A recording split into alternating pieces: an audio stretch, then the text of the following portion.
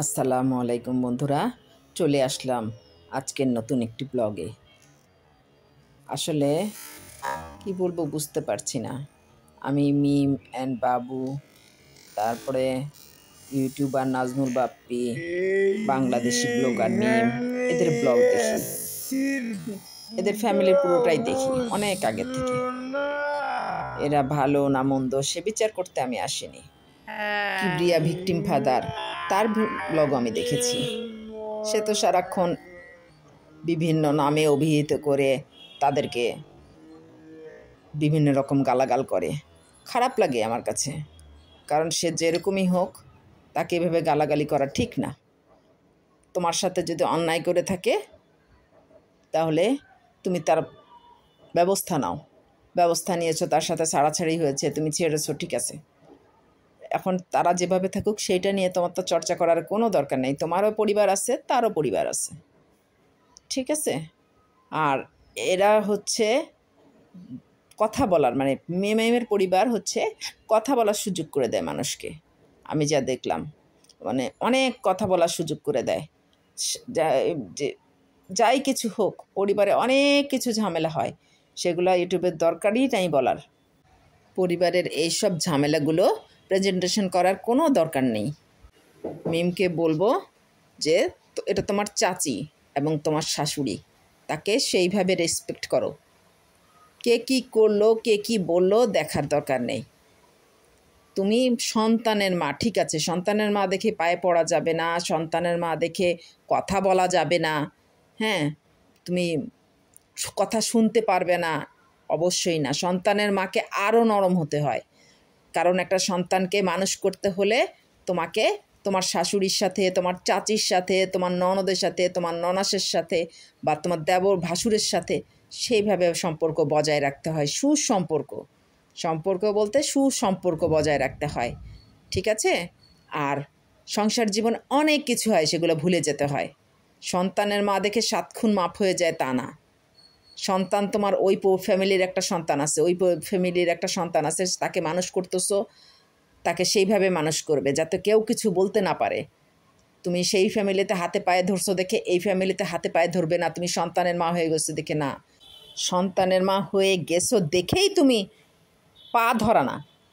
যাক, মানে সবশেষে হাসি মুখে কথা বলা, তাদের সাথে হাসি মুখে কথা বলো, তাদেরকে ডাকো, তারা আসুক।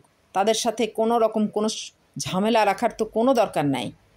বাপ্পি ভাইয়া যে কথাগুলো বলেছে অনেক ভালো কথা, যে মিলেমিশে থাকো, সবাই সুখে দুঃখে একত্রে মিলেমিশে থাকো। তাতে কি হবে, রোস্টাররা রোস্টিং করতে পারবে না। এটাতে কিবরিয়াবেরা আরও আনু পাখি, এরা আরও সুযোগ পেয়ে যাবে তোমাদেরকে নিয়ে বলার।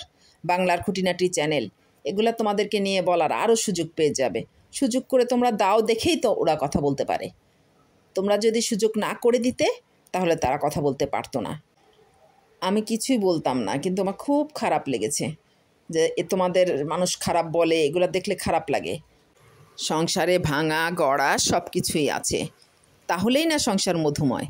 তুমি ঝগড়াই করে যাবা, ঝগড়া পুষে রাখবা, এটা ঠিক না। আমি বলছি না তুমি ঝগড়া করো, রাগার দরকার কি? মানুষ তোমার বাসায় এসছে, তুমি হাসি মুখে কথা বলো, সাদরে গ্রহণ করো, ফোন দাও। এটা ছোট হয় না, এটা আরও সবচেয়ে বড় মনের পরিচয় দেওয়া হয়। তুমি সন্তানের মা, এই জন্য তোমাকে আরও নমনীয় হতে হবে। সন্তানের মাদেরকেই নমনীয় হওয়া লাগে, হ্যাঁ, ঠিক আছে। জানি না তুমি আমার এই চ্যানেল দেখবে কিনা বা শুনবে কিনা জানি না, কিন্তু আমি বললাম, আমার কাছে তোমাদের কেউ খারাপ বললে খারাপ লাগে, কারণ আমি চাই না বলুক, কারণ আমারও কন্যা সন্তান আছে, তোমরা 3টা বোন, আমারও 3টা মেয়ে আছে। ভালো লাগে যদি তোমরা ভালোভাবে থাকো, দেখি তোমাদের এগুলা মিলেমিশে থাকো, ভালো লাগে দেখতে। কেন তোমরা শ্বশুরবাড়ির সাথে এভাবে একটা বিদ্বেষ রেখে দেবে? সেটা তো শুধু তোমার শ্বশুরবাড়ি না, তোমার চাচারও বাড়ি, তাই না? তোমার চাচা চাচি চাচতো বোন, তাদের সাথে রাখার দরকার নেই, তাদের সাথে মিটিয়ে ফেলো। আমি বলবো তিশা আপাকে এই ক্ষেত্রে বিশেষ ভূমিকা রাখার জন্য। বাপ্পি ভাই আসতেছে, সবাই মিলে একসাথে মিলমিশ করিয়ে দেন। কোনো দরকার নাই জ্ঞানজাম পুষে রাখার, মানুষকে কথা বলতে দেওয়ার কি দরকার? আর আত্মীয়তার সম্পর্ক ছিন্নকারী কখনো জান্নাতে প্রবেশ করবে না। আমরা যদি ধর্মীয়র কথা ভাবি, তাও চিন্তা করেছি তাদের সাথে আমাদের সম্পর্ক রাখতে হবে, তাদের সাথে মিলেমিশে চলতে হবে। শারমিন যাই করুক না কেন, শারমিনের কথাগুলো আসলে একটু মোটামুটি অন্য রকমের। আবার আমারও খুব একটা সবসময় যে ভালো লাগে তা না। সে নিজেকে খুব বড় মনে করে, আর সে সবসময় কথা উত্তর দিতেই হবে তাকে। কেন চুপ করে থাকলে কী বা হতো? মিম কথা বলেনি, মিমের বাসায় গেছে, মিম কথা বলেনি, মুখ ভার করেছিল, ঠিক আছে। তুমিও কথা বলনি, তুমি অবশ্য মিমের বলা উচিত ছিল, সালাম দিলেই তো হয়ে যেত। তার ঘরে যখন গিয়েছে শুধু সালাম দিয়ে চুপ করে বসে থাকলেও মানে পরিস্থিতিটা স্বাভাবিক হতো। কিন্তু যখন করনি, এখন আমি বলবো তুমি কিছু না, শুধু শারমিন আসলে, শারমিন যেহেতু বলেছে তার ভিডিওতে শারমিন আসবে, তবে শারমিনকে তুমি সালাম দিয়ে চুপ করে বসে থাকো। তোমার তো এত কথা কিচ্ছু বলার দরকার নাই। হ্যাঁ, তোমার সাথে যদি কথা নাও বলে তো তারপরে তুমি খালি বলবে আসসালামু আলাইকুম, আপনি কেমন আছেন, এতটুকু বললেই কিন্তু ভালো লাগবে। তাতে সম্পর্ক ভালো হয়, হোক না হয় না হোক, তুমি সালাম দাও, দেখো সে ঠিকই তোমার সালামের উত্তর নিলেই তো কথাবার্তা হয়ে যাবে। আমরা যদি ধর্মীয় অনুশাসন মেনে চলি, সালাম দিই, অবশ্যই সে সালামের উত্তর নেবে তোমার, এবং তার সাথে কেমন আছেন কথা হয়ে যাবে। রাগ করে থাকতে হয় না। আর মুসলমান 3 দিনের বেশি কথা বলা বন্ধ করে রাখতে হয় না, ঠিক আছে। জানি না তোমরা আমার ভিডিও দেখবে কি না, তবে আমার আমার বলতে ইচ্ছা করলো, আমি মনে হলো যে আমি বলি, অনেক দিন ধরে চেষ্টা করছি বলি যে না মিম, আসলে রাগ পুষে রেখো না। হ্যাঁ, আমি তোমার মায়ের মতো, আমারও মেয়ের নাম মিম, তুমি রাগ পুষে রেখো না, ঠিক আছে। সংসার জীবনটা অনেক কঠিন, অনেক কঠিন, এটাকে উতরাতে হয়, তাহলেই সে সফল। আমি যদি রাগ করে থাকি, কথাবার্তা না বলি, তাদের সাথে আমি ভালো বিহেভ করলাম না, তারা আসলো না, যে গেল না, সম্পর্ক যদি স্বাভাবিক না হয়, তাহলে আমার জীবনের ব্যর্থতা, আমি তাদেরকে নিয়ে করে খেতে পারি নাই। সন্তানের মা হিসেবে না, তুমি সন্তানের মা হয়ে গেছো, তুমি একটা হয়েছে, দুটো হয়েছে, তাই বলে তুমি, হ্যাঁ ঠিক আছে, তুমি অন্যায় সহ্য করবে না, প্রতিবাদ করবে, তাই বলে কখনোই খারাপ ব্যবহার করবে না। সন্তানের মা হয়ে গেছো দেখে তোমার 7 খুন মাপ হয়ে গেছে, তুমি কারো পা ধরতে পারবে না, এই বলাটা তোমার ভুল ছিল, ঠিক আছে। আর শারমিনের বলাটা ভুল ছিল। শারমিন জুতার বাড়ি, এই বাড়ি, সেই বাড়ি বলে ক্যাপশন দিয়ে ভিডিও তো বানাইছে, এটা ঠিক না। শারমিনের এটা ভুল ছিল। আমি দেখেছি তোমাদের সবগুলাই। শারমিন নাই বলতে পারতো, কথা হয়নি, ওই ভিডিও, ওরকম ভিডিও নাই করতে পারতো। হ্যাঁ, কমেন্টস করেছে দেখে যে আমাকে সেটা নিয়ে ভিডিও বানিয়ে বলতে হবে না, তাহলে আমি সোশ্যাল মিডিয়ায় আসছি কেন? আমি এখানে ভালো কিছু বলার জন্য, ভালো কিছু দেখানোর জন্য, যা থেকে আমরা শিখি, তোমাদের এগুলো দেখে অনেক কিছু শিখি, তাই না? আমাদের ভালো লাগে বিধাই দেখি, কিন্তু তোমরা যদি ঝগড়া করো, ঝগড়াটাই দেখে অনেকেই দেখবে না, তাই না? অনেকের ভালো লাগবে না। হ্যাঁ, আর এই যে রোস্টাররা তো একেবারে পোয়া বারো হয়ে যাবে, রোস্টাররা তোমাদের এতে বলতেই থাকবে যা না তা। হ্যাঁ, এতদিন ছিল তানজিলাকে যাতা করে বলেছে, এটা আমি কখনোই সাপোর্ট করি না। হ্যাঁ, তানজিলার বাবা কি না কি, তানজিলা একটা ভালো ফ্যামিলিতে গেছে, ভালোভাবে সংসার করছে, আলহামদুলিল্লাহ, তার বাচ্চা হয়েছে, সে ভালো আছে, সে ফ্যামিলির সাথে মানিয়ে নিতে পারে।